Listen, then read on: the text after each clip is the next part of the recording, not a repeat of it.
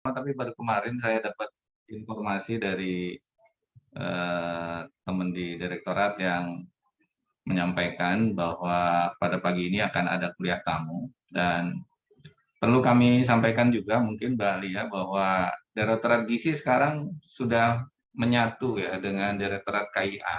Ya, Iya.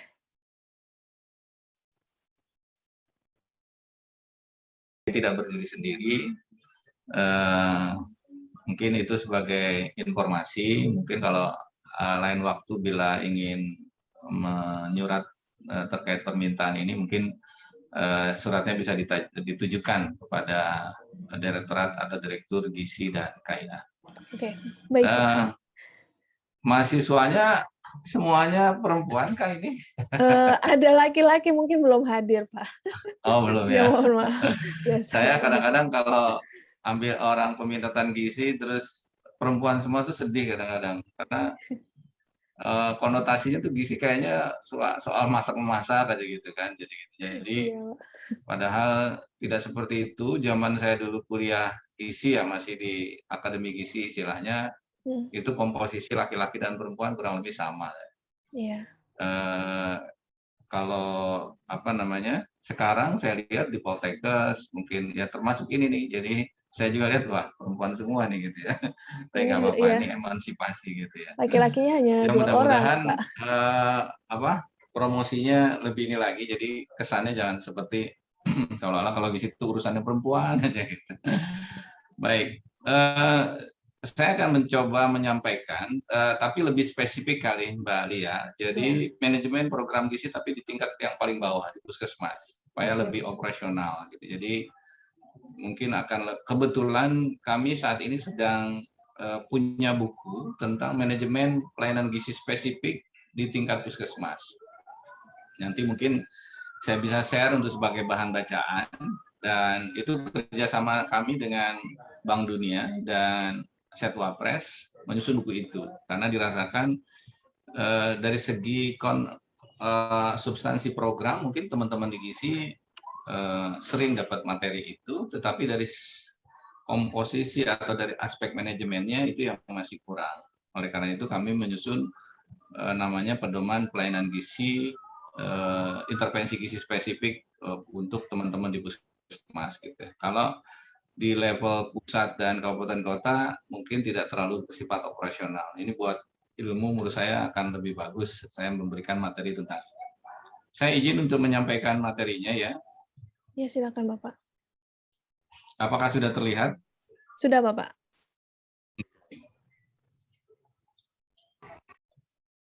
Sebetulnya materi ini kalau dilatihkan kurang lebih sampai 1 minggu. Jadi mungkin saya akan coba memberikannya dengan cepat karena cuma 1 jam. Mudah-mudahan nanti buku yang nanti saya coba share saya mungkin nanti minta kontaknya untuk bisa saya share untuk dipelajari lah untuk bahan referensi mahasiswa di UMJ ini ya.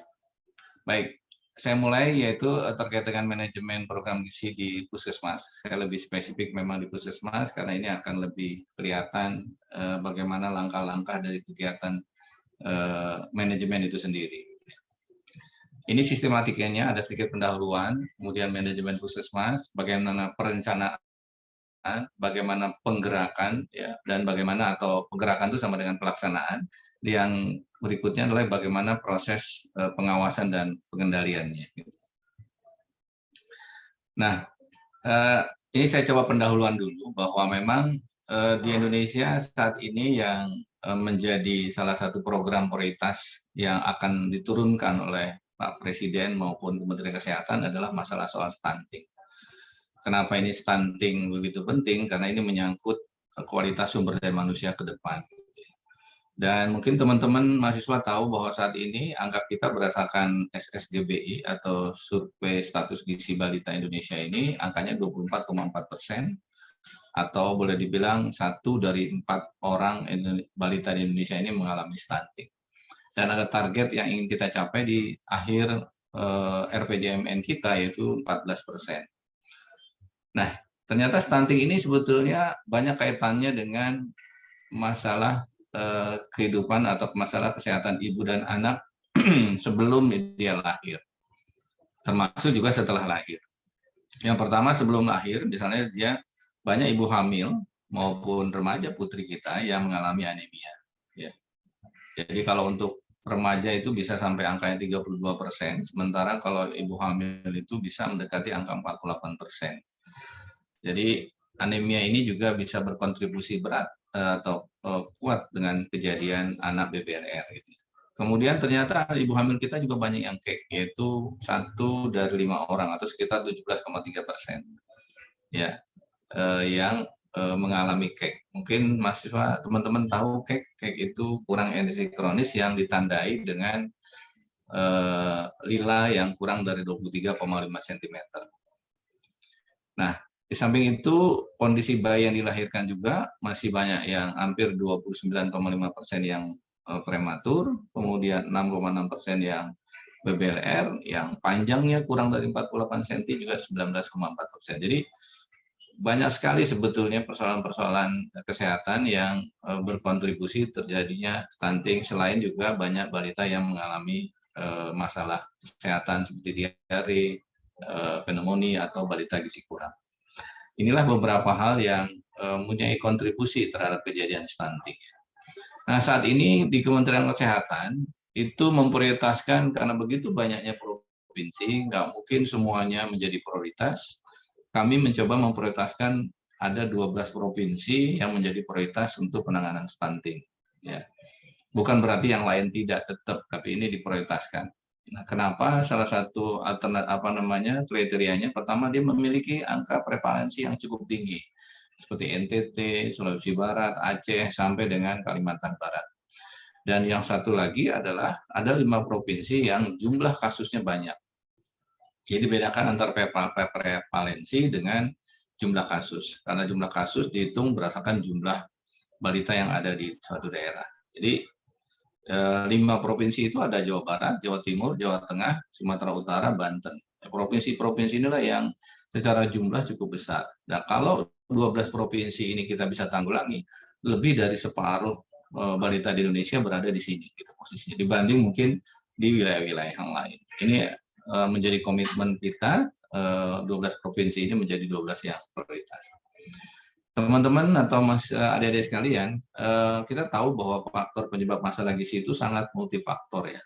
Baik ada penyebab langsung, penyebab tidak langsung, bahkan banyak penyebab yang secara tidak langsung dan cukup berpengaruh. Yang penyebab langsung pasti teman-teman tahu bahwa masalah gizi itu terkait dengan asupan gizi dan status kesehatan.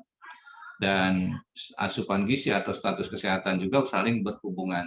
Jadi kalau dia kurang gizi, kemungkinan dia juga akan mengurangi konsumsi dan kemudian kecenderungan untuk mengalami juga infeksi dan sebagainya. Dan banyak hal yang mempengaruhi ini sehingga memang pendekatan masalah gizi itu sangat-sangat multifaktor. Makanya kita menyebutnya ada intervensi spesifik dan ada intervensi sensitif. Nanti mungkin akan kami jelaskan. Nah, ini tadi sudah saya sampaikan sekilas, banyak faktor yang menyebabkan masalah gizi, terutama soal stunting. Kenapa saya fokus stunting? Karena ini menjadi prioritas dari pemerintahan yang sekarang ini. Nah, baik dari aspek infeksi maupun konsumsi itu menunjukkan bahwa baik ibu hamil, balita itu masih banyak mengalami kekurangan. Itulah yang mungkin memberikan faktor penyebab kenapa angka stunting kita masih cukup tinggi. Nah, sebagai bentuk komitmen pemerintah terhadap penanganan atau perbaikan gizi itu tertuang di dalam RPJMN 2020-2024. Jadi teman-teman mungkin bisa membaca di dalam dokumen ini dalam rencana pembangunan jangka menengah. Jadi setiap 5 tahun begitu ada perubahan kepemimpinan presiden itu akan dibuatkan yang namanya RPJMN ya. Ada walaupun memang secara keseluruhan selama 20-25 tahun itu ada namanya RPJP, jangka panjang gitu ya. Nah, dalam arah kebijakannya, salah satu ditetapkan terkait upaya percepatan perbaikan gizi masyarakat, yang di dalamnya adalah dalam rangka penurunan stunting. Nah, tetapi bukan hanya itu, jadi juga terkait dengan kesehatan ibu dan anak, ya kita juga akan berusaha menurunkan angka kematian ibu, angka kematian bayi, dan lain sebagainya. Jadi di sini ada 5 arah kebijakan, tapi salah satunya adalah terkait dengan gizi. Saya nggak cerita yang lain mungkin ya. Nah, kemudian bagaimana kebijakan dan perbaikan gizi masyarakat di bidang kesehatan?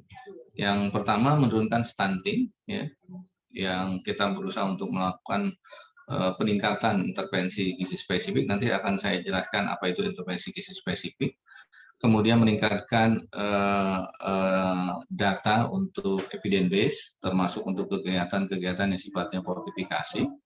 Kemudian penguatan advokasi ini tidak kalah pentingnya karena memang bukan hanya di sektor kesehatan, di sektor lain. Jadi pemenuhan pangan, ketersediaan pangan itu juga salah satu faktor ya upaya yang bisa meningkatkan perbaikan gizi. Kemudian menguatkan sistem surveillance gizi agar selalu dipantau, jangan sampai terlambat gitu ada masalah gizi.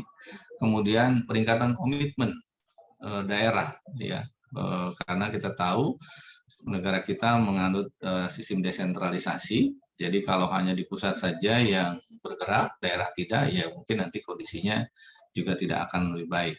Kemudian yang keenam itu respon cepat terhadap perbaikan dalam kondisi darurat. Kita tahu juga negara kita adalah negara dengan wilayah yang banyak sekali terjadinya risiko bencana ya, entah itu gempa, gunung meletus dan sebagainya. Dan di sana biasanya ada orang-orang yang mengungsi dan memang perlu pelayanan gizi yang cepat dan tepat. Nah, ini saya bilang tadi bahwa pemerintah telah mengeluarkan peraturan presiden nomor 72 tahun 2021, nanti silahkan coba dibaca ya sebagai referensi. Di situ adalah merupakan strategi nasional untuk percepatan penurunan stunting.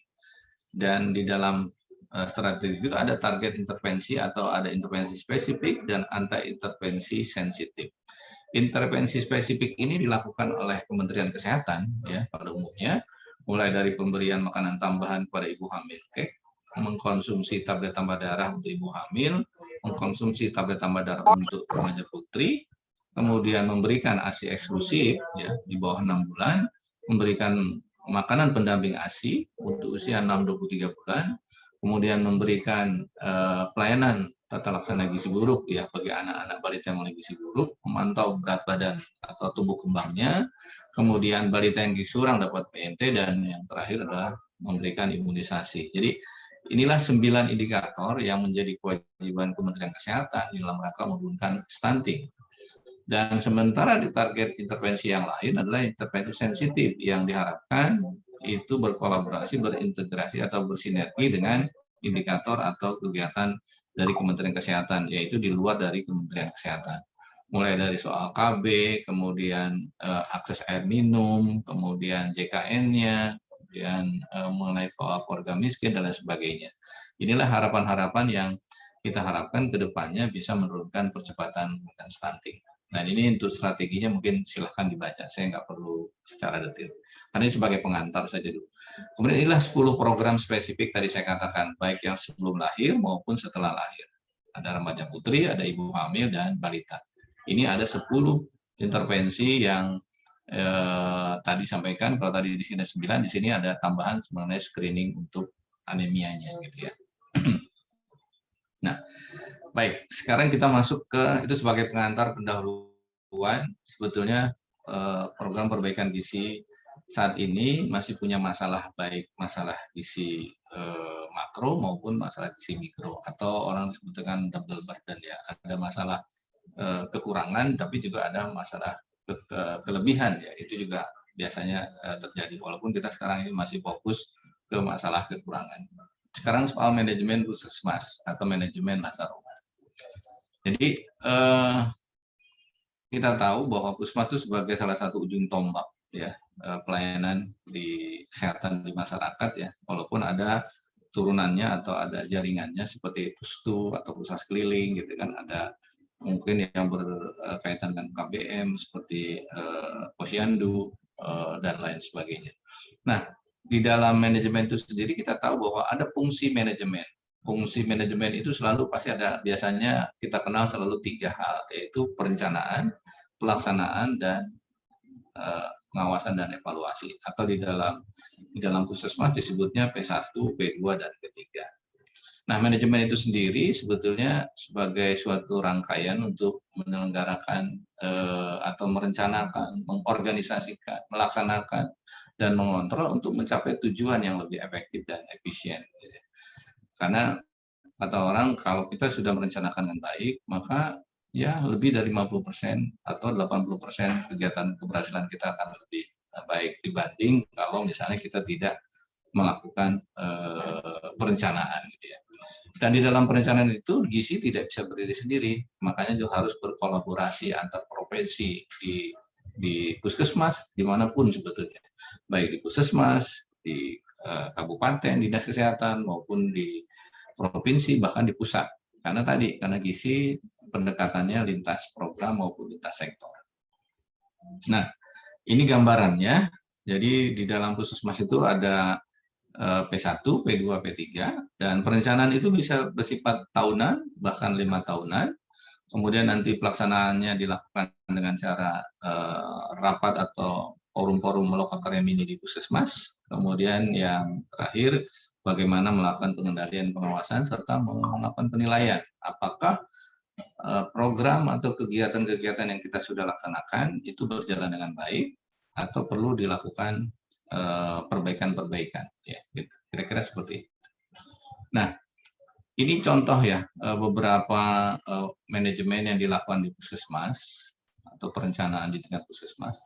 Nah, perencanaan itu biasa dilakukan adalah 1 tahun sebelum, misalnya sekarang sedang berjalan, itu kita menggunakan data tahun sebelumnya. Ya. Ntar saya inikan dulu semuanya biar enak ya.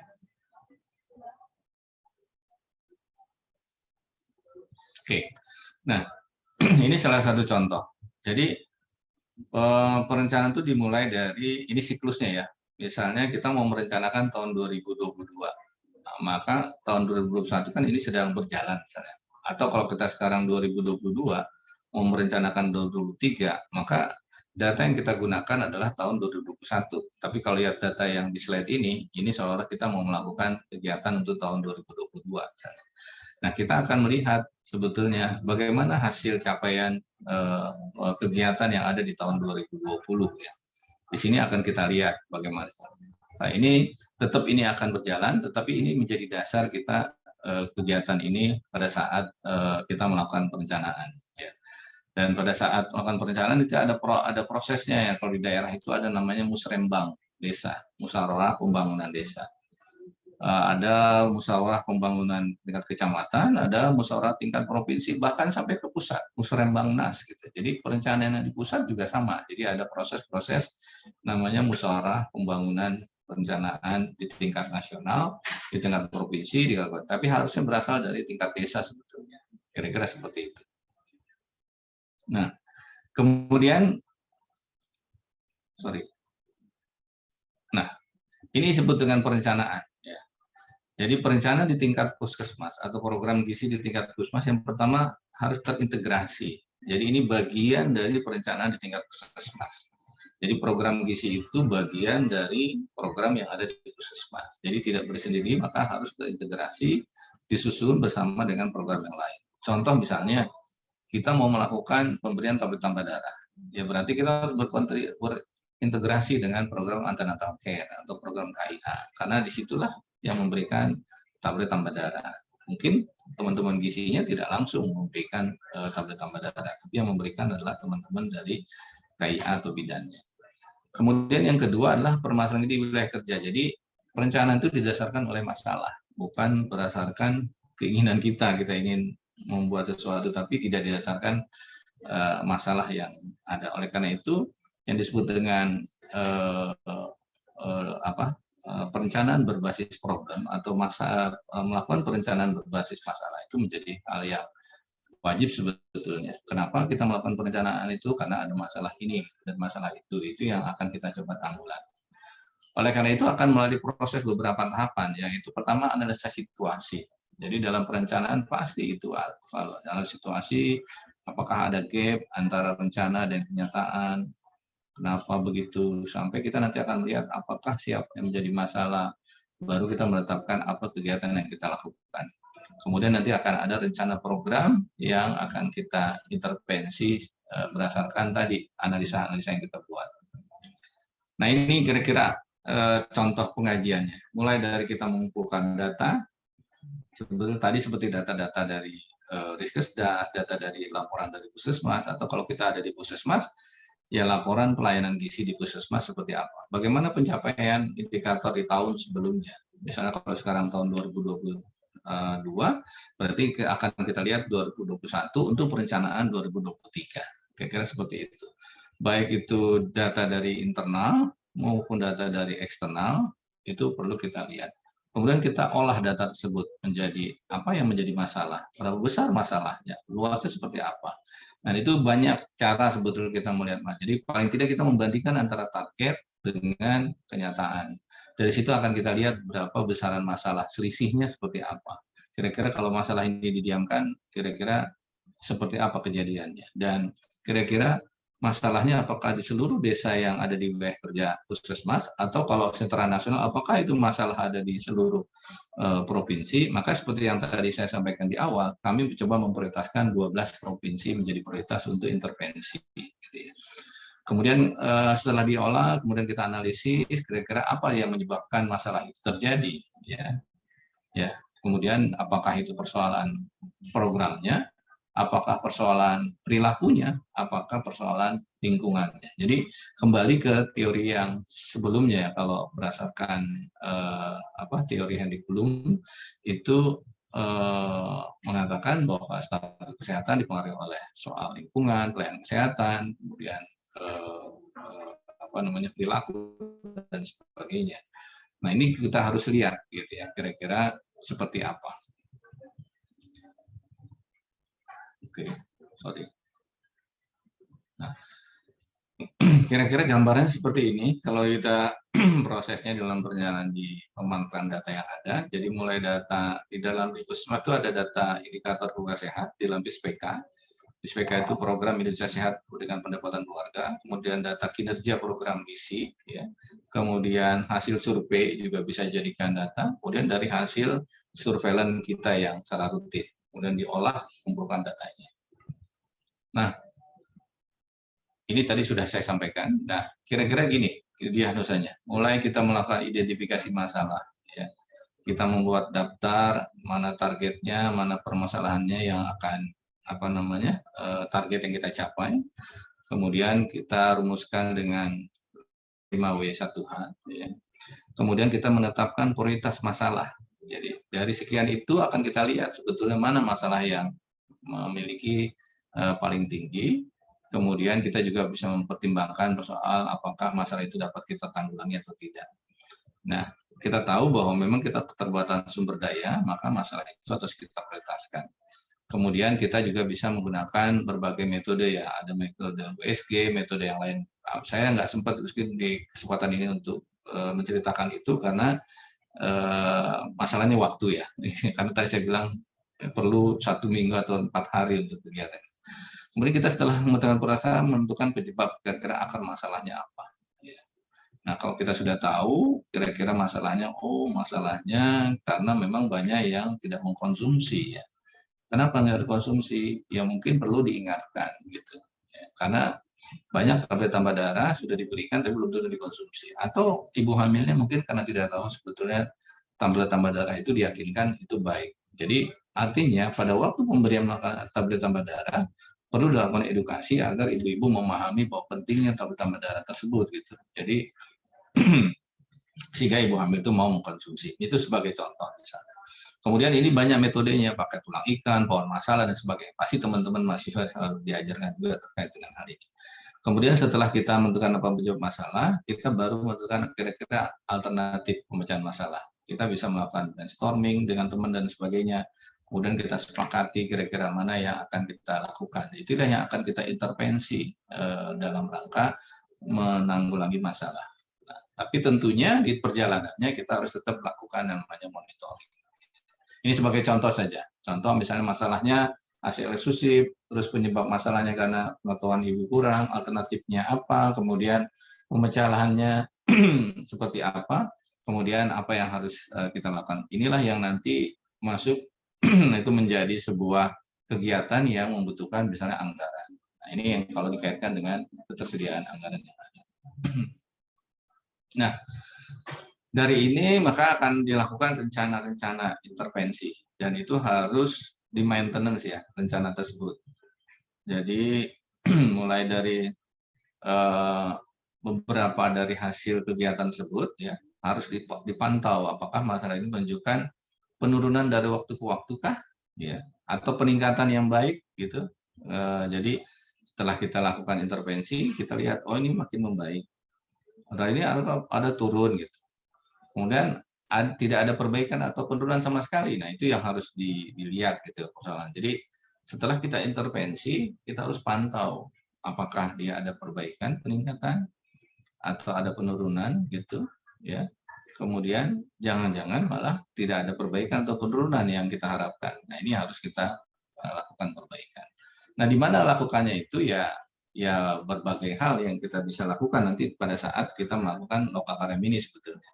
Nah, ini yang beberapa hal yang kaitannya dengan rencana kegiatan di program gizi di tingkat puskesmas ya. Tadi sudah saya sampaikan reintegrasi, penyusunan perencanaan penganggaran dan sumber daya program gizi harus sudah selesai sebelum pembahasan perencanaan di tingkat puskesmas. Tapi ini sebelum urutan-urutan saja yang mungkin teman-teman di mahasiswa nanti tahunya setelah mungkin pada saat kegiatan ini atau sudah bekerja gitu ya. Ini ada kaitannya antara kegiatan dengan penganggaran.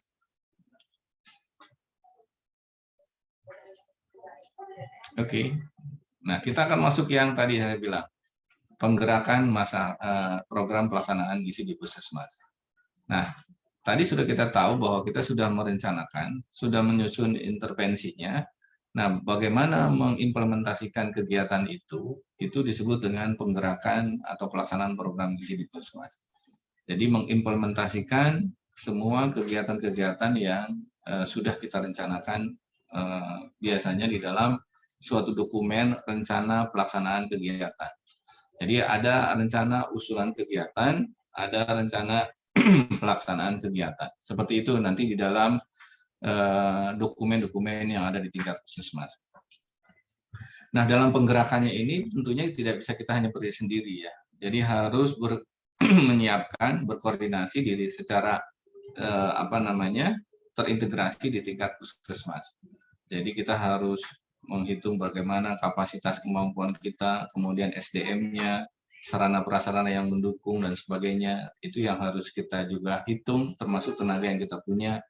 Kemudian nanti bagaimana mengintegrasikan dengan lintas sektor maupun lintas program yang ada di suatu wilayah, baik itu di pusat maupun di provinsi, bahkan sampai tingkat puskesmas yang seperti yang saya contohkan saat ini. Nah, ini akan ada istilahnya tadi, dia akan menselaraskan antara rencana usulan kegiatan ya menjadi rencana pelaksanaan kegiatan. Rencana usulan kegiatan itu baru rencana usulan. Kemudian nanti direview oleh biasanya dinas nanti akan meng-ACC bahwa kegiatan-kegiatan ini yang disetujui dan ada anggarannya. Nah, baru dirubah menjadi disebut dengan RPK, rencana pelaksanaan kegiatan yang nanti akan dikoordinasikan sumber daya baik lintas program maupun lintas sektor. Kemudian yang kedua, bagaimana persiapan sumber daya dan organisasian. Ya. Kemudian yang ketiga, terintegrasi. Dan yang keempat adalah implementasi. Jadi itu dilakukan secara terus-menerus, kegiatan itu tiap bulan dilakukan. Pemenuhan gizi pada bayi dan balita dengan penyakit dengan autis dan apa tadi? Ada yang bocor kayaknya. Ya. Halo. Silakan kalau gitu kita mulai saja. Halo, ya. Baik. Untuk ini kalau perencanaan di tingkat puskesmas. Mana yang udah siap? Bali ya. Oke. Iya, Pak, silakan lanjutkan, mohon maaf. Iya, baik, makasih. Nah, di dalam kalau tadi ada P1, ini P2-nya. P2 adalah disebut dengan penggerakan atau pelaksanaan kegiatan. Nah, kalau di puskesmas disebut dengan loka karya mini. Nanti teman-teman kalau praktik di puskesmas akan pasti dengar-dengar istilah loka karya mini. Atau sudah pernah, saya nggak tahu. Kemudian di situ ada loka karya bulanan dan loka karya 3 bulanan. Di sinilah kita akan menilai seberapa jauh pencapaian yang sudah kita rencanakan. mungkin kegiatan kita bentuknya mungkin entah itu edukasi, entah itu mungkin rapat koordinasi, atau kunjungan lapangan dan sebagainya. Tapi apakah berdampak kepada pencapaian indikator yang kita tetapkan tadi? Ya, misalnya apa benar pemberian tablet tambah darahnya meningkat? Apa benar mungkin pemantauan pertumbuhannya dalam balita yang datang ke posyandu makin baik? Gitu. Nah, itu dipantau terus secara rutin tiap bulan, baik secara pelaksanaan kegiatan yang tadi sudah disusun, tetapi juga kita memantau kegiatan-kegiatan yang kita lakukan itu berdampak terhadap cakupan yang akan kita buat, gitu ya. Nah, kalau seandainya ada masalah yang ternyata menunjukkan tren yang kurang baik, maka kita akan melakukan rencana ulang atau revisi, itu bisa di tengah jalan, gitu ya. Jadi di dalam manajemen di Puskesmas itu lebih fleksibel, gitu ya.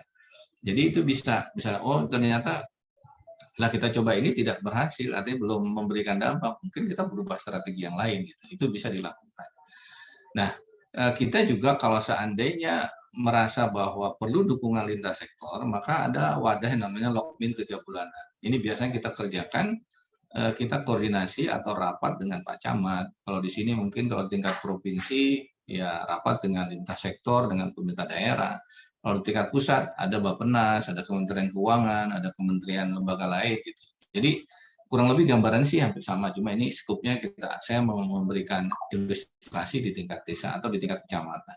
Disitulah kita bisa minta bantuan dukungan dari masyarakat, misalnya terkait dengan penyiapan jamban atau mungkin yang lain yang kaitannya dengan itu, atau meminta penyiapan kader pendamping agar betul-betul ibu hamil mau mengkonsumsi tablet darah didampingi agar diingatkan, gitu ya. Kalau nggak diingatkan mungkin lupa. Jadi Lokmin bulanan sifatnya secara internal di Puskesmas, sementara Lokmin 3 bulanan lebih kepada keluar, mana permintaan dukungan yang perlu kita minta ke lintas sektor. Ya. Nah, yang terakhir adalah pengawasan dan pengendalian. Ya. Nah, sebetulnya hampir mendekati kegiatannya. Yang tadi Lokmin itu dalam rangka pelaksanaan intervensi yang kita lakukan dan memantau kegiatan kinerja yang kita lakukan. Kemudian yang kalau pengendalian mungkin sampai nanti penilaian di akhir. Misalnya nih biasanya dilakukan di setelah menjelang akhir tahun. Di situ akan kita lihat aspek-aspek baik administratif, sumber daya, pencapaian kinerja, jadi lebih banyak secara keseluruhan, gitu ya. Jadi bisa dilihat dari secara internal maupun dari eksternal. Kemudian kita melihat apakah ada ketidaksesuaian, gitu. Kemudian pengendalian rangkaian aktivitas yang menjamin bahwa kegiatan itu berjalan sesuai dengan apa yang kita harapkan. Kemudian kita akan membandingkan antara capaian dengan target. Ya, biasanya di akhir kita akan lihat apakah sudah tercapai atau belum. Misalnya tadi yang indikator terkait dengan anak-anak yang datang ke posyandu kita targetkan misalnya 80%. Bagaimana kenyataannya misalnya? Itu akan bisa kita lihat.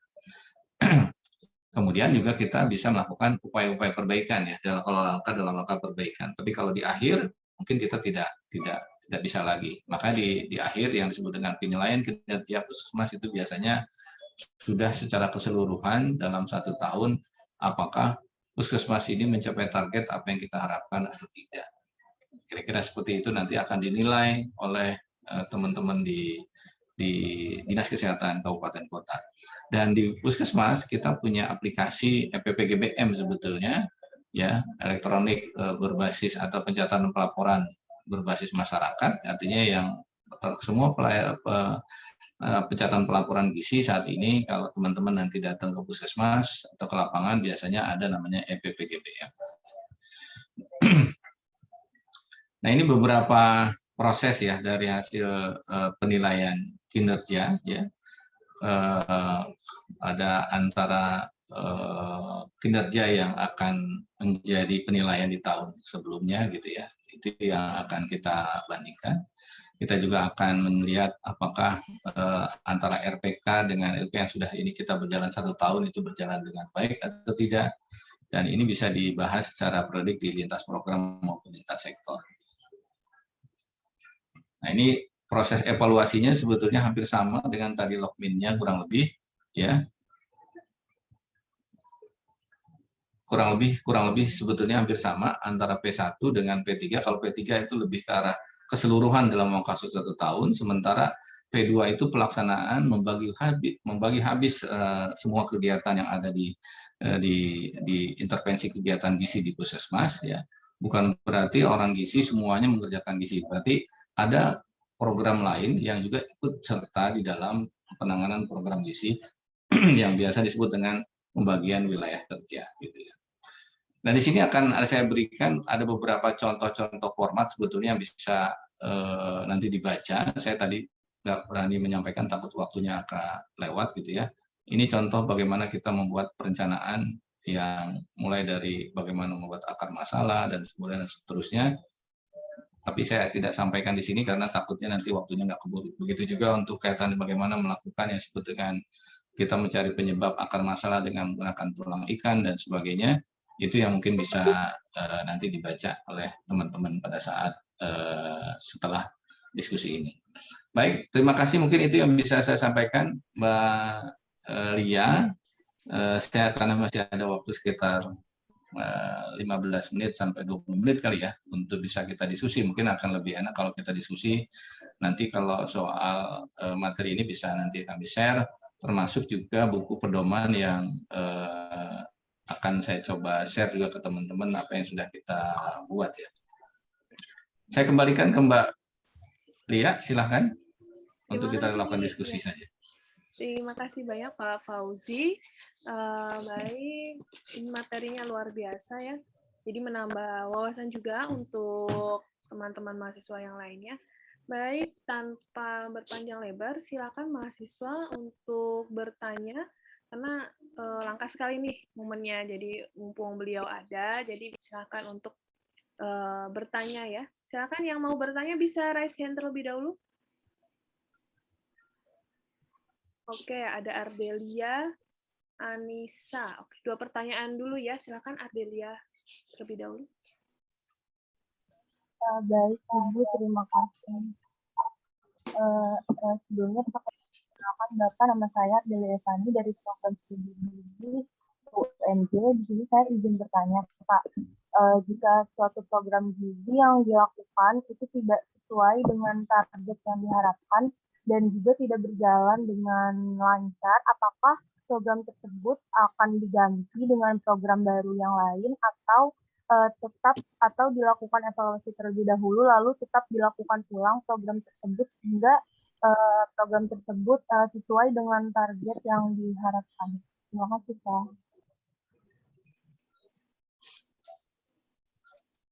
Baik. Oke, lanjut dulu ya. Ya, lanjut dulu. Selanjutnya dari Anissa Nurul, silakan. Baik, terima kasih Ibu. Sebelumnya perkenalkan, saya Anissa Nurul Syafitri. Izin bertanya, apakah program gizi yang dilakukan itu bekerja sama dengan pihak lain dan jika ada, seperti apa contohnya? Terima kasih, Pak.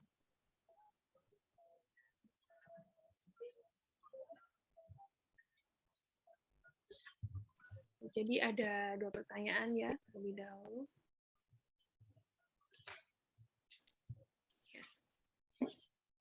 Baik, Bapak, silakan.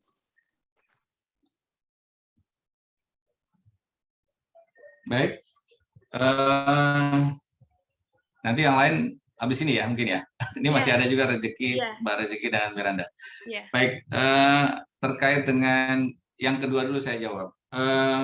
Adakah kerjasama dengan lain? Banyak sekali kalau program gizi itu kerjasamanya. Kalau di tingkat pusat kita bisa bekerja sama dengan mitra pembangunan kayak UNICEF, WHO, GAIN, NI, banyak sekali. Jadi mereka banyak sekali mendukung kegiatan program kesehatan gizi dan kesehatan ibu dan anak. Artinya selama ini banyak sekali seperti untuk merancang sebuah pelatihan misalnya. Kita membuat kurikulum modul untuk buah pelatihan kalau di tingkat pusat ya. Ya, itu biasanya didampingi oleh. Kemudian dengan mitra yang lain, mitra swasta, kita banyak.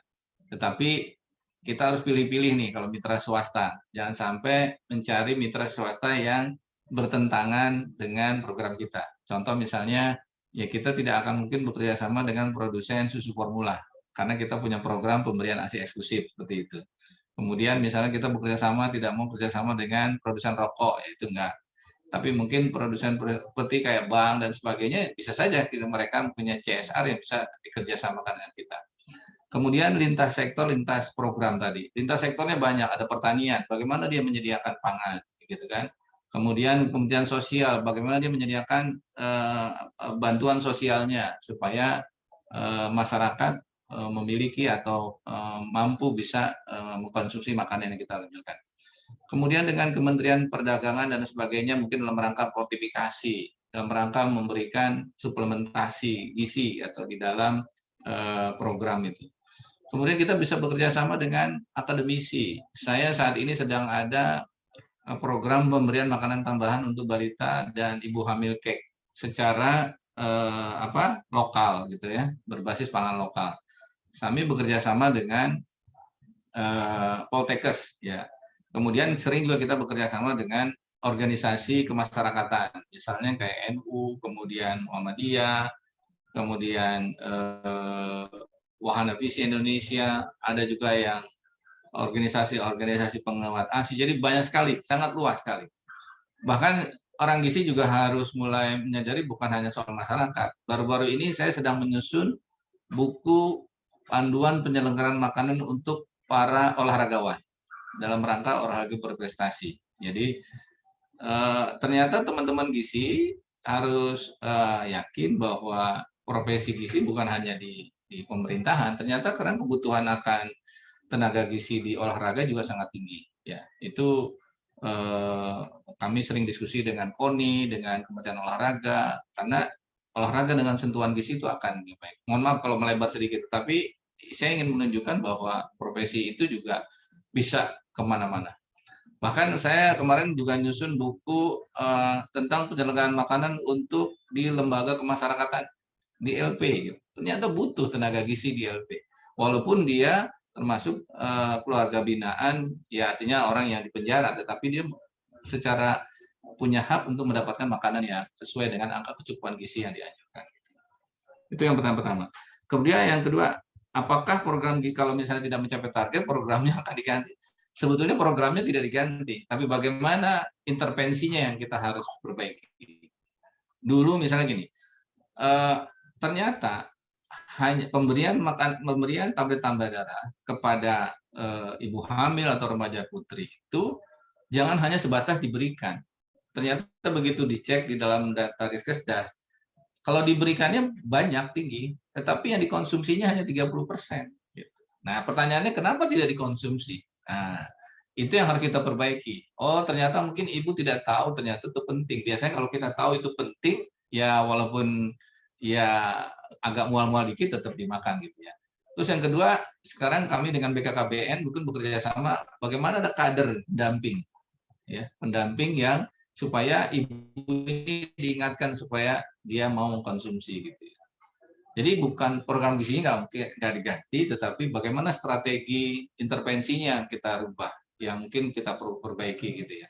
Jadi bukan berarti diganti programnya, tetapi lebih ke arah kita harus mencari kenapa, why. Gitu. Tadi apakah ada faktor lingkungannya yang berpengaruh, apa karena faktor perilakunya, atau faktor pelayanan kesehatan. Kalau faktor pelayanan kesehatan ya berarti kita mungkin meningkatkan jumlah kader, meningkatkan jumlah posyandunya lagi, atau meningkatkan tenaga kesehatannya lagi menambah seperti itu. Jadi kita harus melihat dari berbagai aspek. Mungkin programnya tidak berubah, tetapi strategi intervensinya yang harus kita perbaiki kalau ternyata kenapa itu tidak berhasil. Makanya tadi ada siklusnya dia P1, P2, P3, terus muter kembali ke P1. Muter ya seperti itu. Kalau dalam manajemen seperti itu. Jadi pada saat di P3 itu akan kita tahu bahwa sebetulnya ada masalah kenapa. Kita cari lagi, kita analisa lagi.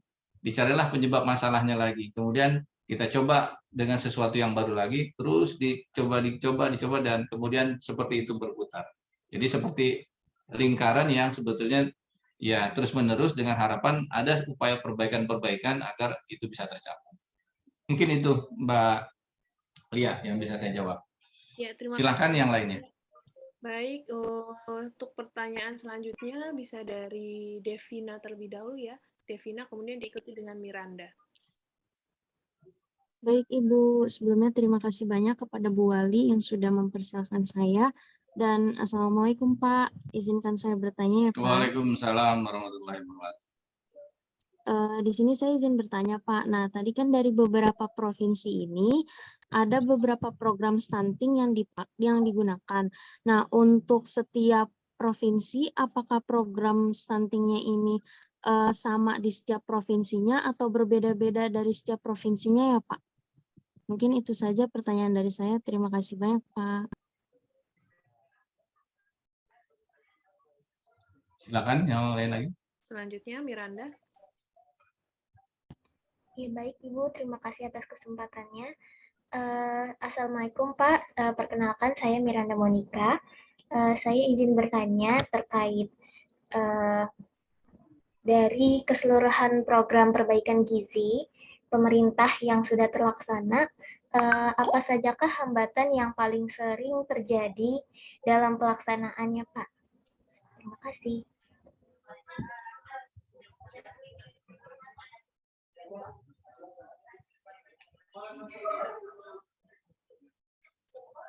Oke. Ya. Cukup ya? Itu dulu Pak. Oke, baik. Pertama dari Devina ya, apakah program stunting itu seluruh daerah hampir sama? Ya, secara garis besar yang disebut dengan intervensi yang tadi spesifik, yang ada 9 atau 10 intervensi sama. Jadi hampir semua dalam rangka untuk meningkatkan misalnya pemberian tablet tambah darah kepada ibu hamil, kemudian pemberian makanan tambahannya, pemberian tablet tambah darah kepada remaja putri, pemantauan pertumbuhan, tata laksana gizi buruk, dan lain sebagainya, ASI eksklusif, dan sebagainya. Tetapi strategi pelaksanaan di masing-masing daerah mungkin berbeda-beda. Gitu. Jadi tujuan inti programnya sama, tetapi strateginya berbeda-beda. Gitu. Di suatu daerah, mungkin kalau seperti kayak di Jakarta, ya dia mungkin kita lebih dorong misalnya secara mandiri gitu ya. Lebih mendorong seperti itu. Kalau di daerah-daerah pedesaan mungkin kita harus betul-betul pendekatan karena mereka persoalan mungkin sosial ekonomi maupun pendidikannya masih relatif lebih rendah dibanding orang di perkotaan. Itu strateginya yang berbeda-beda ya. Yang membedakan strateginya, bukan programnya atau bukan intervensinya. Intervensinya kemungkinan sama tapi caranya dalam langkah untuk meningkatkan itu.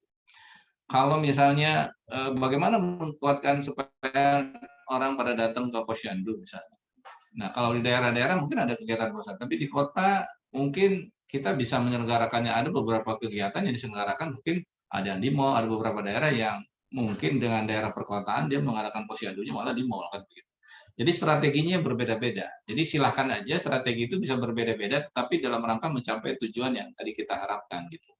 Bagaimana caranya bahwa nantinya remaja putri mau mengkonsumsi tablet tambah darah.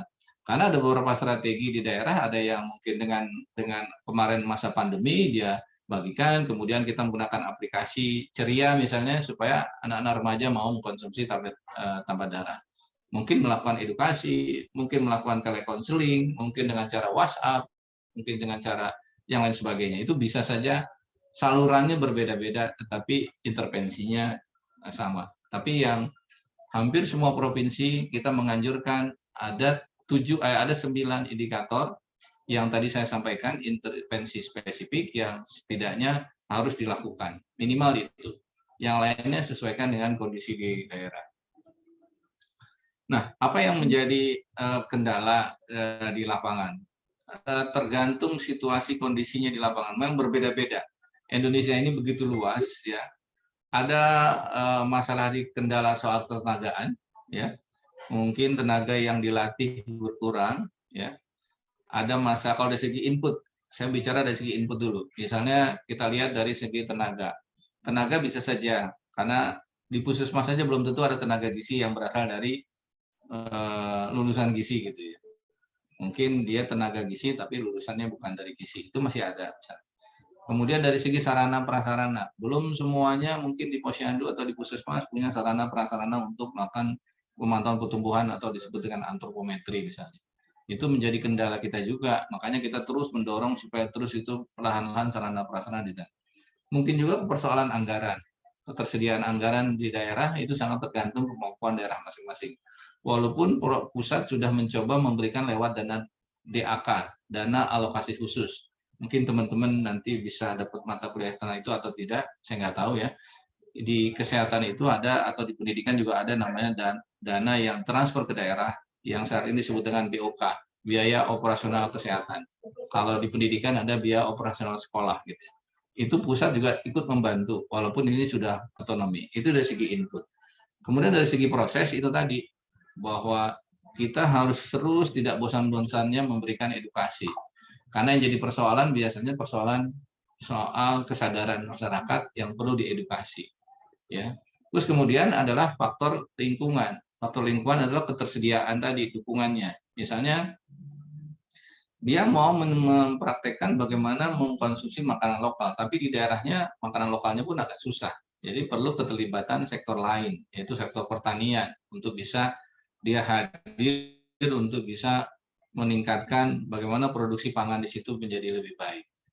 Jadi semua masalah itu sebetulnya selalu ada, cuma dari tiap-tiap dari sisinya, dari tiap-tiap sisi itu selalu ada. Dan di tiap daerah, mungkin di daerah ini mungkin lebih ke arah yang faktor di prosesnya, atau di tempat lain justru masalah inputnya. Mungkin di daerah-daerah DTPK, daerah-daerah terpencil, daerah-daerah Indonesia bagian tengah ya, timur, mungkin lebih ke arah tadi ya, tenaga, sarana, dan sebagainya. Tetapi di daerah-daerah yang di perkotaan atau daerah-daerah Pulau Jawa, mungkin lebih kepada tadi prosesnya atau edukasinya yang perlu terus ditingkatkan. Atau faktor lingkungan pendukung dari keluarga. Misalnya, tidak semua suami mendukung istrinya untuk memberikan ASI eksklusif. Atau tidak semua mertua atau orang tua mendukung anaknya diberikan makanan pendamping ASI yang tepat. Kadang-kadang orang tua pun atau mertua belum usianya 6 bulan sudah dikasih makanan tambahan misalnya. Itu juga menjadi satu masalah. Jadi memang sangat kompleks ya di soal gizi masalahnya. Tapi itu tergantung dari masing-masing wilayah. Makanya tadi pentingnya melakukan analisis situasi, pentingnya melakukan yang namanya mencari akar atau penyebab masalah, kira-kira faktor apa. Biasanya sih merujuk kepada tadi soal kurangnya masih edukasi. Karena di kita ini memang perlu kita tingkatkan edukasi agar timbul kesadaran secara mandiri. Karena kalau dia dipaksa mungkin akan sulit kalau dibanding kalau misalnya kita menumbuhkan kesadaran. Ya. Bagaimana menciptakan kebutuhan. Sebagai contoh sekarang tentang vaksin COVID misalnya. Nah, lama-kelamaan ternyata ada kesadaran dari masyarakat untuk membutuhkan vaksin. Karena dirasakan bahwa kalau dia tidak vaksin, bahayanya, terus dia kemana-mana agak sulit. Akhirnya dengan timbul kesadaran bahwa ternyata nggak perlu disuruh pun, akhirnya dia mau. Nah, program-program atau intervensi yang kreatif seperti itu yang sebetulnya dibutuhkan. Bagaimana menciptakan kebutuhan masyarakat bahwa program ini penting, program ini memang diperlukan, dan sebagainya. Ini yang memang nggak gampang, perlu waktu yang cukup lama ya. Membiasakan anaknya datang ke posyandu juga nggak gampang, apalagi di daerah-daerah perkotaan. Mungkin itu jawaban saya buat Miranda. Ya, terima kasih. Silakan kalau masih ada lagi. Masih ada ini dari Iik, Hikmawati, dan Verina. Silakan Iik terlebih dahulu. Baik Ibu, terima kasih Bu sebelumnya. Perkenalkan Pak, nama saya Iik Hikmawati. Saya izin bertanya. Tadi kan sudah ada program-program yang sudah dibuat ya Pak. Nah, bagaimana cara mengukur capaian program yang telah dilaksanakan? Terima kasih, Pak.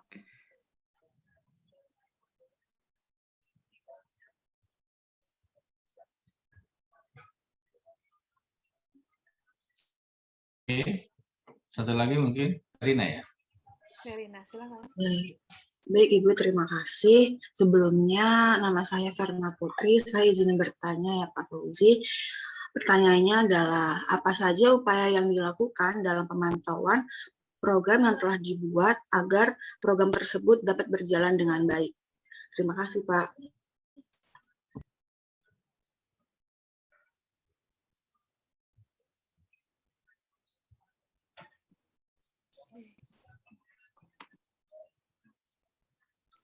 Oke, terima kasih pertanyaannya. Antara Iik dengan Verina, pertanyaannya menyambung sebetulnya. Dan jawabannya hampir mirip. Jadi bagaimana kita mengukur capaian itu? Di tingkat pusat tadi saya katakan, kami punya yang namanya secara rutin ada namanya aplikasi EPPGBM. Ya, semua capaian indikator yang tadi 9 itu dipantau melalui aplikasi itu. Jadi yang harus menjadi kewajiban teman-teman di Puskesmas adalah memasukkan data capaian itu ke dalam aplikasi. Nah, ini juga menjadi sebuah tantangan. Kadang-kadang teman-teman di Puskesmas suka males nih masukin angkanya atau pelaporannya. Makanya ke depan nanti kita akan berusaha melalui sistem digital. Masih seperti gini contoh. Kalau seorang balita ditimbang, dia sudah menggunakan alat timbang yang digital. Sehingga angkanya begitu keluar, dia diharapkan masuk ke dalam aplikasi menggunakan Bluetooth. Jadi untuk mengurangi tingkat kesalahan si kader untuk melihat dia berat badannya atau tidak, itu bisa nanti ke depan akan pelan-pelan seperti itu. Itu sebagai contoh saja. Nanti masuk ke Bluetooth, terkoneksi dengan HP, HP masuk ke koneksi dengan aplikasi EPPGBM. Sehingga kemungkinan orang malas untuk menginput itu menjadi itu. Tapi untuk saat ini masih dengan cara menginput. Gitu. Tapi ke depan itu dimungkinkan ternyata. Jadi dia ditimbang walaupun kita tidak lihat, ketahuan angkanya di situ, masuk ke dalam aplikasi yang ada di HP, di Android, ternyata itu bisa kelihatan apakah dia mengalami penurunan atau kenaikan. Kemudian setelah sekian banyak balita yang ditimbang itu direkap masuk ke dalam aplikasi EPPGBM. Nah, setiap tahun secara berjenjang dari puskesmas ke kabupaten, kabupaten ke provinsi, provinsi ke pusat. Itu dari segi data rutin. Kemudian untuk melihat apakah capaian kita laksanakan itu tercapai tidak, kita juga bisa menggunakan pendekatan survei. Ya, baik. Jadi misalnya sekarang ada survei yang tahunan seperti survei status gizi Indonesia (SSGI). Ya, itu hampir setiap tahun dilakukan randomisasi secara sampling, secara metodologi ilmiah, maka kita dapatlah angka stunting, angka wasting dan lain sebagainya, angka obesitas dan sebagainya. Itu bisa didapat. Jadi bisa menggunakan data rutin, bisa menggunakan data survei. Data survei itu bisa yang internal kita maupun yang di luar dari Kementerian Kesehatan, seperti misalnya SDKI, Survei Demografi Kesehatan Indonesia, gitu ya, atau survei-survei lain yang sifatnya kecil-kecil, itu bisa dilakukan. Tetapi yang rutin kita mempunyai sistem pencatatan pelaporannya. Terus bagaimana cara memantaunya? Tadi pertanyaan Belinda. Maka setiap bulan itu ada absensi setiap bulanan gitu. Oh, si Puskesmas ini sudah melapor atau belum dan sebagainya. Kemudian setiap 3 bulan kita akan melakukan namanya rapat koordinasi. Kalau di Puskesmas tadi saya katakan ada rapat bulanan, sementara di tingkat provinsi, kabupaten, bahkan nasional, kita lakukan rapat 3 bulanan untuk melihat bagaimana cakupan dia, apakah trennya membaik atau tidak. Kalau tidak, kenapa? Dan itu kita harapkan bisa segera diperbaiki, kan gitu. Jadi setiap secara rutin, setiap triwulan itu ada upaya dari kita untuk mengundang seluruh provinsi melalui daring seperti ini, dan dia kita paparkan bagaimana hasil capaian yang masuk ke dalam EPPGBM kita. Misalnya dari segi pelaporan, dia sudah rajin atau tidak, kemudian capaiannya dibanding triwulan sebelumnya seperti apa, atau di tahun sebelumnya seperti apa, itu kita lakukan. Kalau di tingkat puskesmas melalui Logmin, jadi setiap bulan kepala puskesmas mengundang seluruh petugas yang ada di puskesmas akan melihat bagaimana capaiannya. Begitu juga tadi 3 bulanan, mereka akan menyampaikan kepada lintas sektor bahwa ini loh capaian-capaian indikator yang sudah kita susun selama dalam tahun ini. Jadi caranya seperti itu. Mulai dari tingkat bawah sampai ke tingkat atas, itu secara berjenjang dia akan dilakukan pemantauan dan evaluasinya. Biasanya kalau dievaluasi di akhir, tapi monitoringnya itu biasa dilakukan. Kalau pusat biasanya 3 bulanan, karena kalau 3 bulan mungkin terlalu cepat ya, karena tidak gampang misalnya untuk mengolah data secara bulanan. Nah, oleh karena itu, kalau di tingkat puskesmas kita harapkan memang bulanan gitu. Sementara di tingkat kabupaten juga bisa bulanan, tingkat provinsi mungkin 3 bulanan, dan tingkat pusat biasanya dilakukan 3 bulanan dengan menggunakan tadi aplikasi yang namanya EPPGBM. Memang harus ada sentuhan teknologi informasi yang bagus agar bisa kegiatan pencatatan pelaporan itu bisa kita baca secara langsung ke pusat gitu ya, yang sifatnya online gitu ya. Jadi kalau tidak, ya kalau berdasarkan manual seperti dulu, laporan dikirim pakai surat dan sebagainya, ya itu lama. Jadi kalau sekarang sudah menggunakan aplikasi yang harapannya bisa lebih baik dibanding sebelumnya. Cuma yang menjadi kendala biasanya teman-teman di lapangan ini atau teman-teman di puskesmas ini tidak rajin menginput datanya. Karena setiap bulan anak-anak yang ditimbang itu harus diinput. Karena di dalam EPKBGM itu ada by name, by address, anak-anak yang ditimbang, ibu hamil yang diberikan tablet tambah darah dan lain sebagainya. Seperti itu Mbak Ik maupun Mbak Perina. Baik Pak, terima kasih atas jawabannya. Ya. Sepertinya Jawabannya. Anissa Nurul ingin bertanya lagi ya. Anissa ya? Iya, Iya, Ibu. iya, Iya, Pak. silakan. Ya silakan. Kalau masih ada waktunya boleh. Masih bisa Bapak sampai 9.30. Ya, Oh, baik, iya. Pak. Izin bertanya, apakah ada upaya atau pemantauan lebih ketika program intervensi yang dijalankan telah selesai? Seperti itu. Terima kasih, Pak.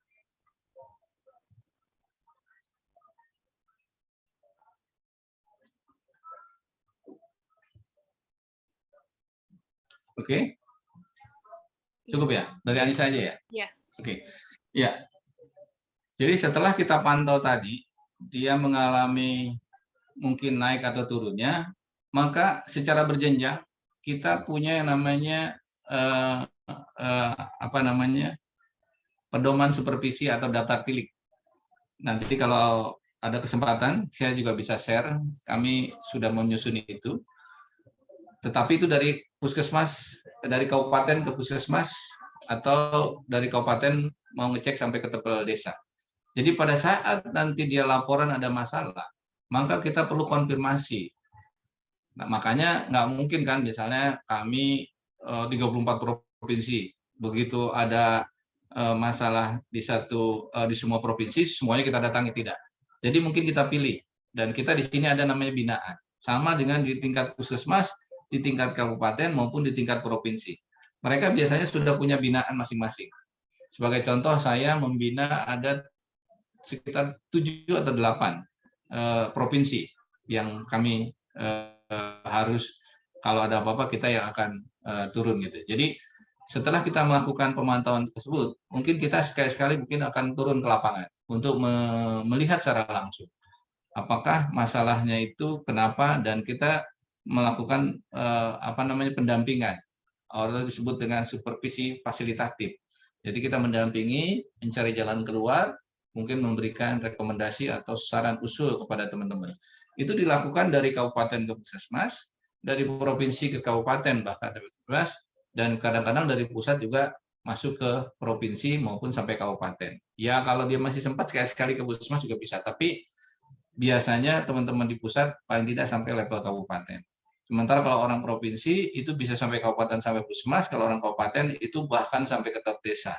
Itu jejaringnya bawahnya kalau dia mau melakukan semacam tambahan upaya untuk supaya terjadi. Misalnya kemarin ada berita ini di TV atau di surat kabar bahwa DKI ada kasus gizi buruk sampai beratnya 1 kilo. Nah itu mau nggak mau harus ada yang turun ke lapangan, mengkonfirmasi apakah benar informasi itu dan apakah sudah ditangani dan bagaimana sebagainya. Bahkan kami juga sedang menyusun namanya audit stunting. Jadi kalau ada anak yang stunting, maka itu akan didatangi, akan dilihat, kemudian akan dicek bagaimana dia dulu, apakah dapat ASI eksklusif atau tidak, kemudian ditimbangnya berat secara teratur atau tidak, kemudian dapat MPASI dengan baik atau tidak, dan sebagainya. Itu akan dilakukan cross check seperti itu. Jadi selain melakukan pemantauan evaluasi secara berjenjang melalui aplikasi atau melalui informasi yang diterima lewat daring atau lewat aplikasi, teman-teman di pusat, di provinsi, di kabupaten itu juga bisa melakukan yang namanya supervisi ke lapangan. Supervisi turun langsung ke lapangan untuk memastikan bahwa kegiatan itu kenapa masalahnya terjadi dan apa kira-kira solusi yang bisa diberikan. Kira-kira itu Mbak Anissa. Ya. Baik, Bapak. Terima kasih, Pak, atas jawabannya. Ya. Sama-sama. Ya, terima kasih Bapak. Silakan yang mau bertanya, masih banyak yang belum bertanya ya. Coba ada Yang Fadil. cowok mana nih yang cowok? Nah, Ihsan. Yang hadir ini ada Ihsan. Ihsan ada? Halo? Eh, Ini dia menjadi raja di kelasnya berarti ya. Aduh, Iya. banyak sekali ini dayang-dayang di kelas yang gitu ya. lainnya perempuan. Memang kalau yang ini angkatannya memang lebih banyak yang perempuan. Tapi Ya. memang Tapi emang mayoritas trennya begitu trennya. Di hampir semua poltekkes sekarang jurusan gizi pada umumnya perempuan. Ya. Laki-lakinya paling 3 orang, 4 orang. Dan ternyata di UMJ juga gini. Ini S1 kan berarti ya? S1 ya? S1 Bapak. Oke. Nah, Iya. itu kebanyakan juga perempuan. Jadi nanti kalau untuk promosi kasih tahu gizi ada bukan hubungan perempuan aja loh gitu. Iya. Karena orang gizi harus pintar analisis terutama biostatistik gitu ya. Betul. Oke. Masih Itu ada sih. yang mau Karena lama-lama takutnya hilang nih orang gizi yang laki-laki. Generasi orang gizi padahal betul laki-laki sekali hilang. ya, Pak ya. Iya, apalagi kalau misalnya ke lapangan dan sebagainya bukan berarti yang wanita nggak bisa, tetap bisa. Artinya dulu waktu saya kuliah baik di Poltekkes, di FKM, saya lulusan FKM UI, ya sebanding, laki-laki perempuannya masih sebanding lah. Gitu, masih proporsinya hampir 50-50. Tapi kelamaan makin lama makin menurun, ya, laki-laki makin berkurang. Berkurang lama-lama. Iya. Tadi Sri Rezeki sepertinya mau bertanya tidak jadi? Ya Ibu, boleh saya izin bertanya? Boleh. Oke. Oke, silakan. Assalamualaikum Bapak, mohon maaf sebelumnya nama saya Sri Rezeki dari Prodi Gizi. Izin bertanya, kan setiap program itu pasti membutuhkan dana ya Pak, dan ini kan tersebar di semua wilayah. Itu untuk penyebaran dananya itu merata atau kita melihat dari tingkat keseriusan masalahnya ya Pak? Terima kasih Pak. Baik. Ini Ya. ini ada satu Ini lagi Bapak yang bertanya. Satu lagi ya, silakan. Ini Sri Laksmi, tadi Sri Rezeki. Iya, sama-sama Sri. Ini orang keturunan India yang satu ini. Sri Laksmi. Silakan. Assalamualaikum. Suaranya double ya Sri Laksmi. Oke, coba. Tidak terdengar.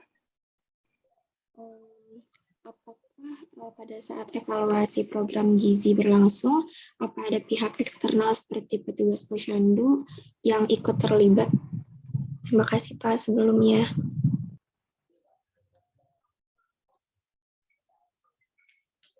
Oke, baik.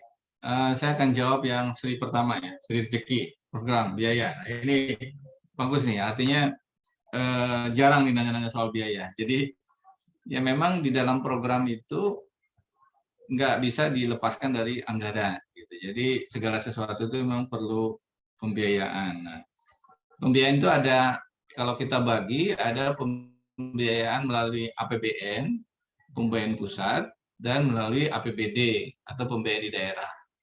Dan satu lagi adalah pembiayaan dibantu oleh tadi donor ya, seperti kayak UNICEF, WHO, Bank Dunia. Itu adalah dana-dana hibah yang biasanya membiayai suatu program.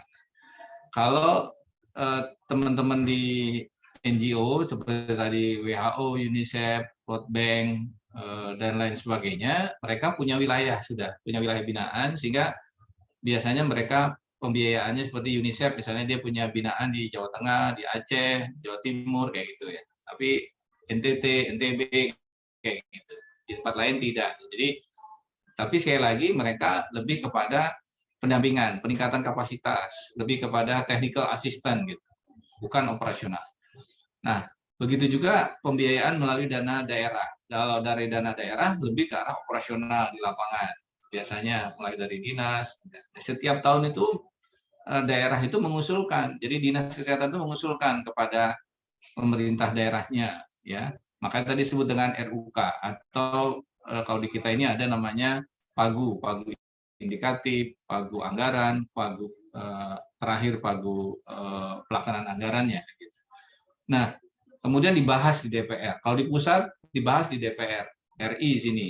Kemudian kalau di provinsi dibahas di DPR RI, di DPRD di tingkat provinsi. Kemudian kalau di kabupaten dibahas di DPRD tingkat kabupaten. Disitulah dibahas disahkan atau tidaknya, ya, disetujui atau tidaknya.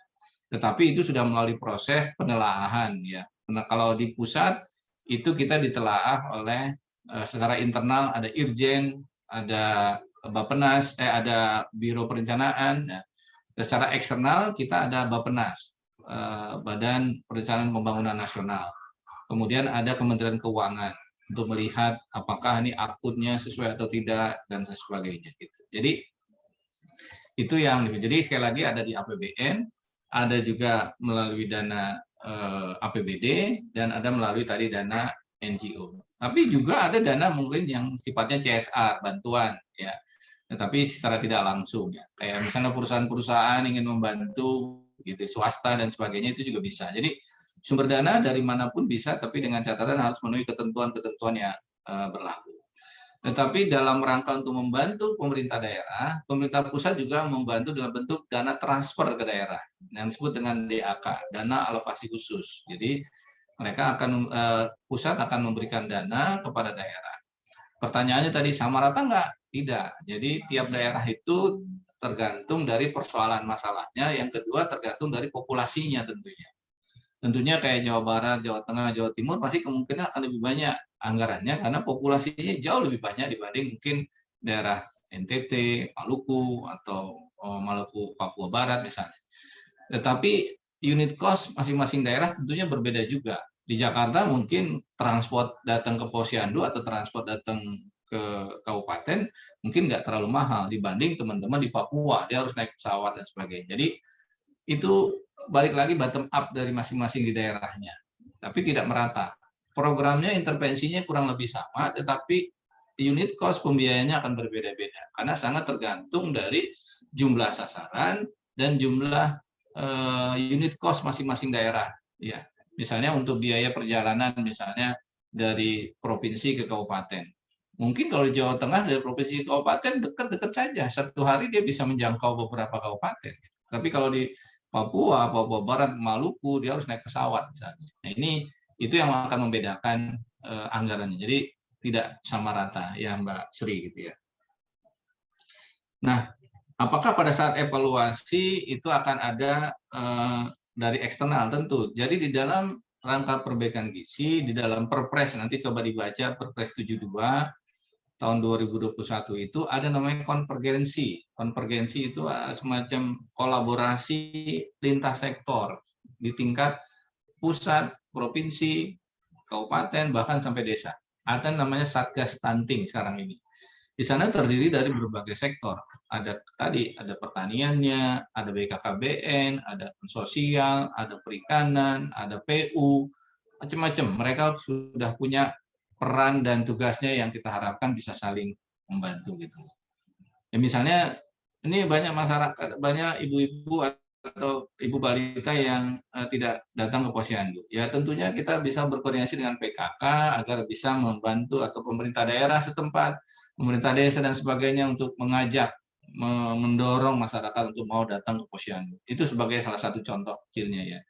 Ya tadi sekali lagi misalnya, kita memberikan PMT yang berbasis pangan lokal. Bagaimana pertanian bisa mengajak masyarakatnya bisa meningkatkan budaya pangan lokalnya. Misalnya beternak telur, mungkin punya empang atau punya ikan, kemudian tanaman-tanaman yang bisa dipakai untuk program PMT, mungkin sayur, buah, dan sebagainya. Jadi memang banyak sekali keterikatan dengan sektor lain. Memang sekali lagi, penanganan upaya perbaikan gizi tidak bisa hanya dari sektor kesehatan saja atau tidak dari kita saja. Jadi orang gizi memang harus pandai melakukan advokasi kepada lintas program maupun lintas sektor. Tapi kalau orang gizinya diem aja nggak itu ya nanti programnya nggak bagus, nggak jalan-jalan.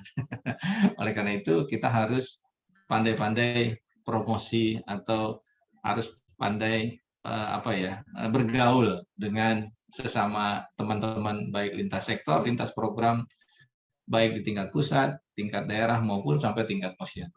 Itu sebagai salah satu kunci keberhasilan. Karena kalau hanya kita sendiri, ya kita nggak akan berhasil atau tidak akan bisa terlaksana. Mungkin itu Mbak Lia yang bisa saya sampaikan jawabannya. Mudah-mudahan jawaban-jawaban saya bisa dicerna dan tentunya teman-teman nanti bisa belajar lagi dari tadi paparan maupun nanti ada pedoman manajemen pelayanan gizi di Puskesmas yang kalau memang mau membaca saya akan bisa berikan ya. Kebetulan kemarin pada waktu Hari Gizi Nasional tahun 2022 kami sudah launching buku itu dan rencananya dalam waktu dekat kita akan sosialisasi dan orientasi ke seluruh Indonesia dan ada beberapa daerah yang memang sampai level puskesmas akan kita sampaikan tentang pedoman pelayanan gizi ini, ya, manajemen pelayanan gizi. Mungkin itu yang bisa saya sampaikan. Kalau masih ada lagi silakan, tapi ini kayaknya sudah hampir 8:30 ya. Iya, Tapi mungkin Bapak. saya nanti bisa minta kontaknya supaya bisa saya mengirim bahan Oh iya, materi Bapak. mungkin Mbak. Iya, mungkin. Iya, iya. Iya, Bapak. Mungkin saya bisa kirimkan lewat chat ya, Pak? Oh, boleh, boleh, boleh. Kontak saya. Silakan. Sebentar.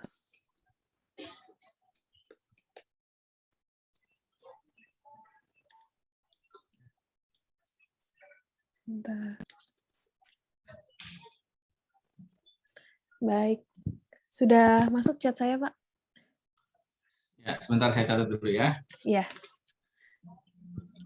Yang lainnya sudah tidak ada yang mau bertanya? Oke. Okay.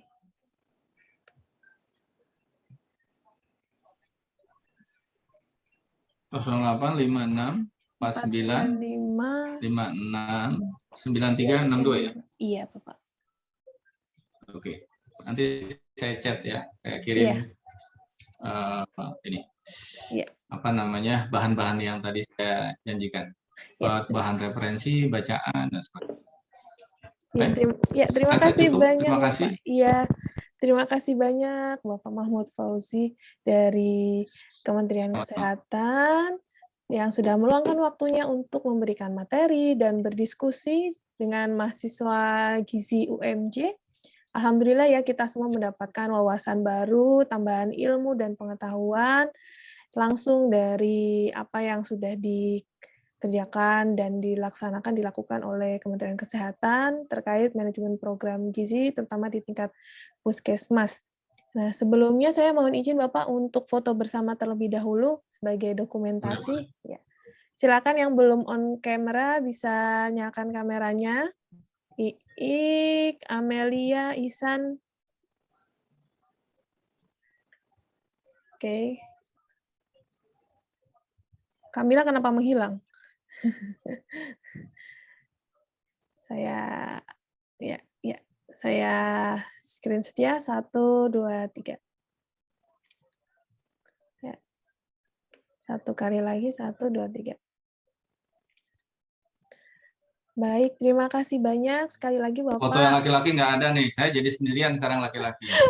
Yang laki-lakinya ini izin lagi di puskesmas katanya. Oh, ini Malu-malu Pak. nih, yang Ya, Ihsan ini ya. Ihsan, iya, Abdullah Ihsan. Sebenarnya ada satu Ya. lagi, cuman tidak hadir. Emang biasanya kalau laki-laki kalau terlalu banyak perempuannya jadi pemalu jatuhnya. Waduh, repot nih. Gitu. Oh ya Bapak, mohon izin ini ada juga rekan tim dosen Bu Fauza. Yang hadir juga dosen MPG. Iya. Ya, terima kasih. Iya, Bapak. Terima kasih banyak. Alhamdulillah selesai untuk materi dengan Kementerian Kesehatan terkait manajemen program gizi. Selanjutnya mungkin nanti kita akan berdiskusi terlebih dahulu dengan mahasiswa sendiri ya. Terima kasih banyak Pak Fauzi. Mohon maaf kalau misalkan ada salah kata dari kami dan semoga di lain waktu kita bisa berjumpa kembali Bapak dengan dengan sesi materi yang lain. Baik, terima kasih banyak Bapak. Kami persilakan Bapak boleh meninggalkan ruang Zoom. Iya. Terima kasih Bapak. Baik, terima kasih semuanya. Assalamualaikum warahmatullahi wabarakatuh. Waalaikumsalam warahmatullahi wabarakatuh. Terima kasih banyak, Pak. Sama-sama. Saya izin untuk live ya. Iya, Bapak. Baik. Baik. Oke, semuanya tadi kan sudah disampaikan ya materi lumayan banyak yang sudah disampaikan oleh Pak Fauzi terkait bagaimana sebenarnya yang sudah dilakukan, direncanakan oleh Kementerian Kesehatan, memang spesifik langsung ke puskesmas ya. Mungkin terkait laporan sebenarnya sudah pernah disampaikan kan dengan Bu Fauza? Sudah? Sudah, Ibu. Ya, sudah paham ya.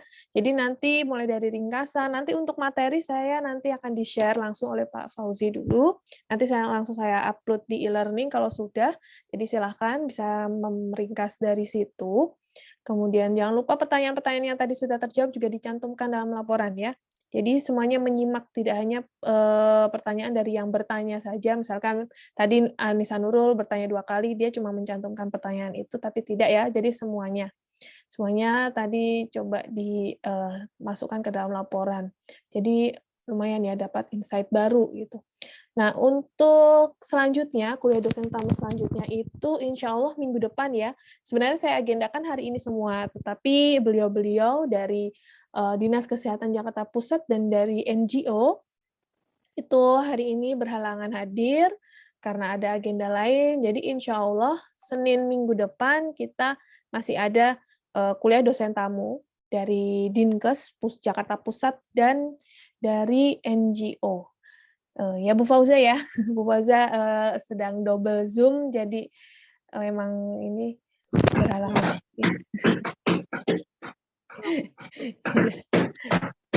Double suara ya. Untuk absensi jangan lupa sudah ada di e-learning, mengisi absensi perkuliahan dan praktikum ya, karena ini nanti saya berikan waktu, silakan waktu mandiri untuk kalian menyelesaikan laporan hari ini, karena lumayan ya. Mungkin bisa mulai dicicil dari yang pertanyaan sesi diskusi, untuk materinya saya masih menunggu. Jadi nanti bisa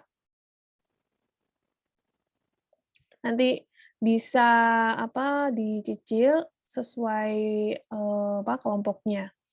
Nah, untuk mungkin sedikit informasi ya, untuk ujian praktikum, insya Allah nanti akan ada ujian praktikum, tetapi kita akan luring ya untuk ujian praktikumnya. Jadi langsung di kampus, nanti untuk teknisnya bagaimana akan disampaikan di pertemuan terakhir. Ya, insya Allah minggu depan nanti akan disampaikan detail teknisnya seperti apa untuk ujian praktikumnya.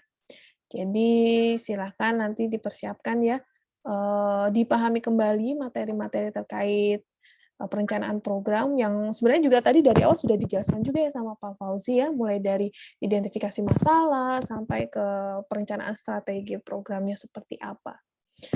Di sini ada yang mau bertanya?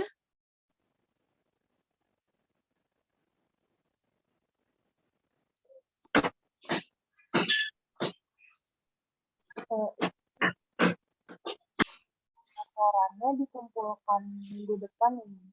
Iya, untuk laporan hari ini minggu depan ya, karena kan cuma 1 ya. Jadi dikumpulkan minggu depan deadline-nya. Oke. Ada lagi yang bertanya? Kalau sudah tidak ada, kita cukupkan ya pertemuan hari ini. Bu Alia, Oh iya. Oh silakan Bu. Tapi ini nggak ada hubungan dengan MPG ya. Ini jadi kebetulan saya jadi DPL KKN ya untuk tahun ini kan. Jadi mumpung di sini kan peserta KKN-nya kan juga yang ada di sini ya. Betul. Jadi saya minta salah seorang dari mahasiswa di sini berisik ke sana. Soalnya di ada pukul-pukul ya. Ada kerjaan tukang ya. Iya. Nanti minta tolong 1 orang dari kelas ini menjadi ketua PJ KKN, kemudian membuat grup KKN ya. Tapi saya silakan diundang ke dalam grup WA tersebut. Itu saja, terima kasih ya. Iya, terima kasih Bu Fauza infonya. Ini nyambung juga ya KKN dengan sebenarnya nanti juga kalian bisa mempraktekkan yang sudah dipelajari hari ini juga waktu KKN. Ya, jangan lupa nanti dipilih PJ-nya siapa, kemudian buat grupnya. Tak terasa ya sudah KKN semester depan. Dan semester ini memang semester terakhir kalian kuliah untuk kelas ya, kelas mata kuliah gitu ya. Mulai semester depan kalian kuliahnya di lapangan ya, jadi tidak langsung di kelas. Jadi KKN-nya semester ini, Bu. oh iya Bulan maksud Juli ini. oh iya maksudnya kan ikut ini. Oh iya bulan depan ya? Iya. Bulan Juli Bulan ya, sampai Juli ya Agustus. sudah mulai KKN. Iya. Nanti September kalian sudah mulai PKL, baru PKL di rumah sakit dulu, baru nanti ke masyarakat puskesmas. Iya. Baik, mungkin ada lagi Bu Fauzi yang mau disampaikan?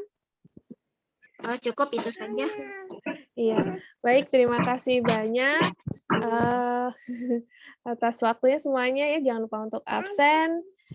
Saya tutup ya, saya tutup pertemuan hari ini dengan mari kita sama-sama membaca surat Al-Asr dan doa penutup majelis. Bismillahirrahmanirrahim.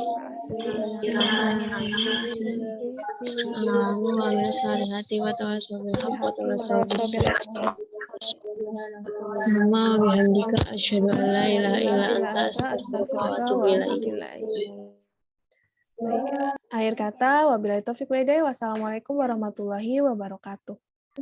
Waalaikumsalam warahmatullahi wabarakatuh. Terima kasih banyak Ibu.